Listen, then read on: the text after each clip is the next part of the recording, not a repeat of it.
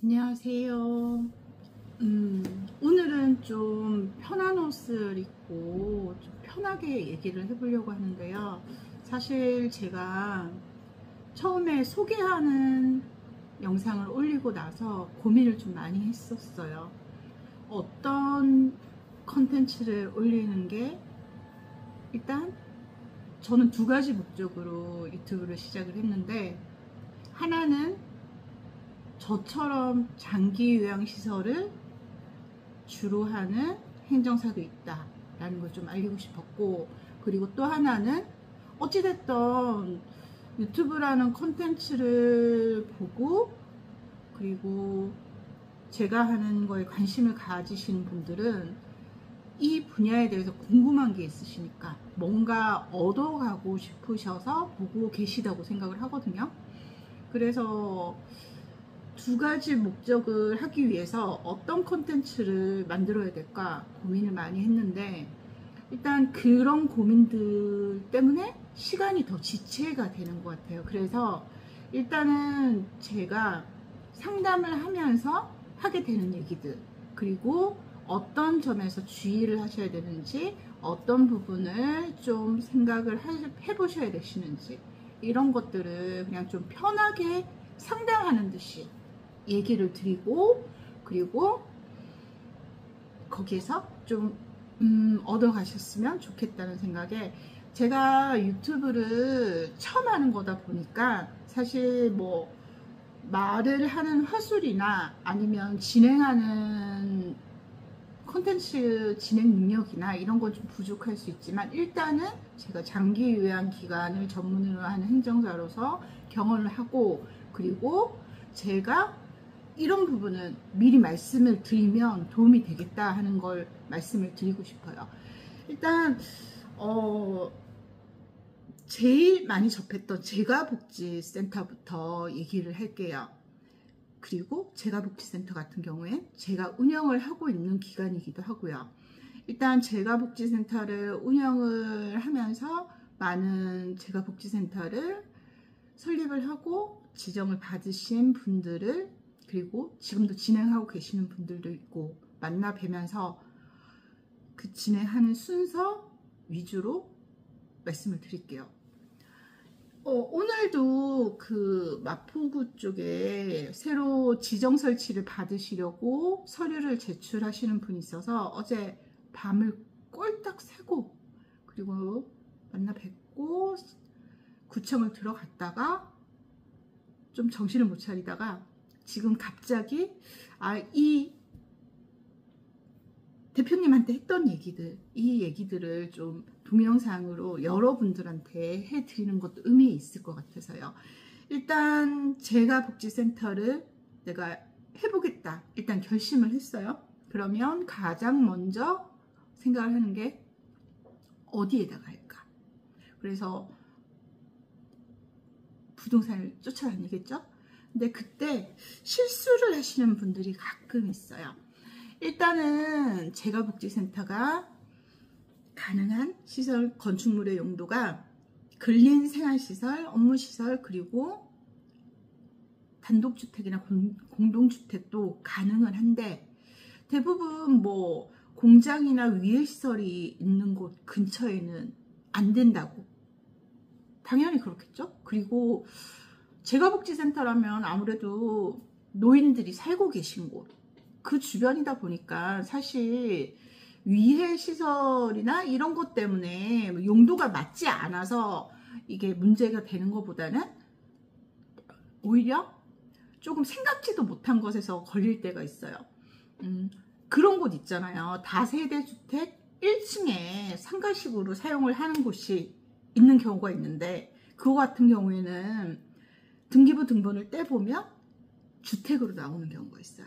주택인 경우는 뭐가 까다롭냐면, 주택은 주변에 살고 있으신 분들의 동의가 필요해요. 그래서 가급적이면 주택이나 공동주택은 좀 피하시는 게 좋을 것 같아요. 일단 등기부 등본을 한번 떼보시고, 그리고 또 건물을 보러 다니실 때 주의해야 되는 게, 같은 건물에 제가복지센터랑 같은 일을 하는 시설이 있으면 허가가 안 나요. 그리고 노래방이나 유흥시설 같은 위해 시설이 있는 건물 안 되고요. 그런 거 한번 살펴보시고요. 그리고 중요한 법적 기준 한 가지가 있어요. 그게 면적 기준이 있거든요. 면적 기준이 16.5 제곱미터 이상이어야 돼요. 제가 평에는 안 익숙해서 계산기를 한번 두드려 보니까 5평, 딱 5평이네요. 5평이면 법정으로는 재가복지센터를 설립을 할 수 있어요. 근데 요거보다는 조금 넓은 곳으로 하시는 게 좋아요. 왜냐면 이게 법정으로는 16.5 제곱미터라고 나와 있기는 하지만 이게 지정 설치를 받기 위한 중요한 과정 중에 하나가 실사를 나와서 실제 면적을 이렇게 줄자로 재보시거든요. 그래서 오차가 생길 수 있어요. 그래서 보통은 6평 이상은 적어도 한 5평대 후반 그 정도는 좀 여분을 가지고 보셔야 되시고요. 그리고 또 어떤 경우가 실수를 하시는 경우가 있냐면 전체 면적은 충분해요. 20제곱미터, 30제곱미터, 50제곱미터 막 이런데 그 안에 들어와 보면 작은 방들로 막 나눠져 있는 경우가 있어요. 그런 경우는 불가해요. 한 문이나 아니면 구획이 되지 않은 하나의 통 공간이 16.5 제곱미터 이상 되는 곳이 있어야 돼요.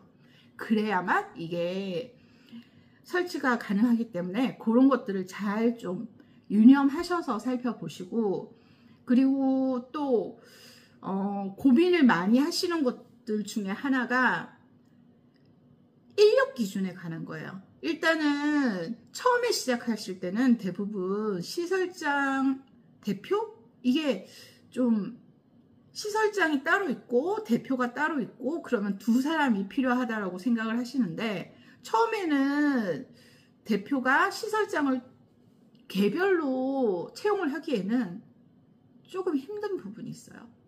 한 사람 월급이 더 나가면 그만큼 처음에 수급자도 많지 않은 상황에서 비용이 더 발생하기 때문에 보통은 시설장 겸 대표 겸 시설장을 하시고요. 그리고 이거는 겸임으로 서류를 넣으시면 되시고, 그리고 또 필요한 인력이 재가복지센터 같은 경우에는 요양보호사가 15명이 필요해요.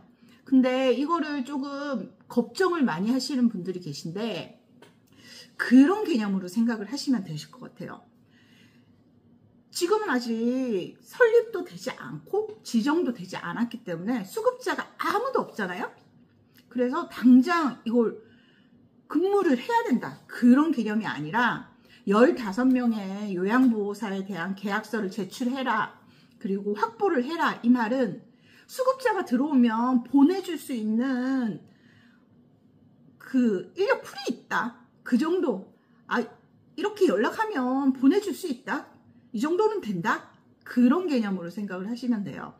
이 15분은 처음에 이 15명이나 되는 직원을 내가 확보를 해야 돼? 하고 생각을 하실 수 있는데, 그냥 이런 요양보호사 분들을 내가 알고 있다, 이 사람 알고 있는 사람이에요, 연락해 볼 수 있는 사람이에요, 생각을 하시면 되시고, 그분들한테 그냥 요양보호사들 같은 경우에는 한 직장에서 일을 하시는 게 아니에요. 파트타임으로 A라는 재가복지센터에서 3시간 일을 하시고요. 그리고 또 B라는 재가복지센터에서 또 3시간 일을 하시고, 또 C라는 재가복지센터에서 또 3시간 일을 하시고, 보통 수급자들이 180분 정도의 근무 시간을 이게 돌봄을 받을 수 있게 내려오거든요. 그러다 보니까 3시간씩 하면 어떤 분들 같은 경우에는 아침 일찍 서두르셔서 뭐 거의 좀 진짜 이른 시간 아침에 3시간을 하시고, 또 오전에 3시간, 오후에 3시간, 또 저녁 될 때쯤까지 3시간, 이렇게 하루에 4 수급자를 돌보시는 분들도 있거든요. 그만큼 꼭 내가 이 사람하고 계약서를 쓴다고 무조건 우리 회사의 직원이니까 내가 책임져 그런 개념이 아니라 그냥 편하게 가서 얘기하시면 되세요. 제가 재가복지센터를 이번에 해보려고 하는데 선생님도 여기에 제가 일거리가 있으면 연락을 드릴 수 있다고, 계약서 적어놔 주시면 연락 드릴게요, 그렇게 편하게 얘기하시면 그분들도 편하게 뭐 좀 이상한 사람 같다 생각이 들지 않으면 적어 주실 거예요. 요양보호사님들 같은 경우에는 일의 패턴이 그렇기 때문에.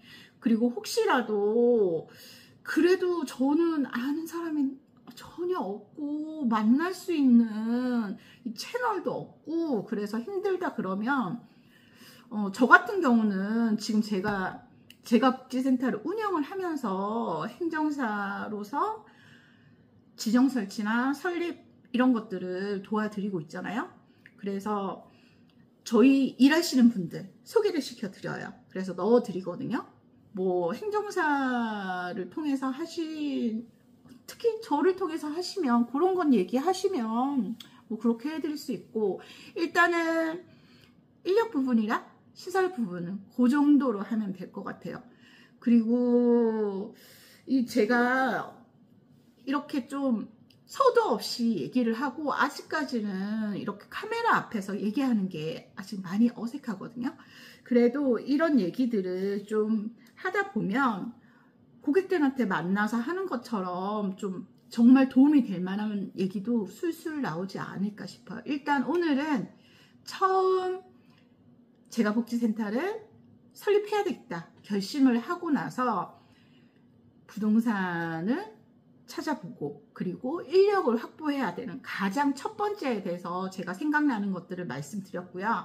그 다음에는 어떤 서류들에 대해서 준비해야 되는지 한번 말씀을 드릴게요. 그리고 그 서류들도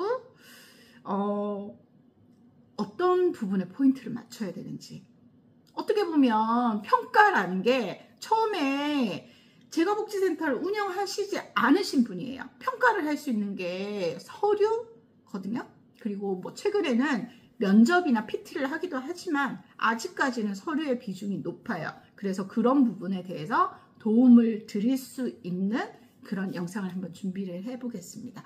오늘 처음으로 말씀을 드려본 거에 대해서 많이 부족한 것도 있겠지만 앞으로 제가 복지센터를 운영을 할 거예요 하시는 분들은 한번 와서 들으시면 도움이 되는 컨텐츠로 앞으로 만들어 가 보겠습니다.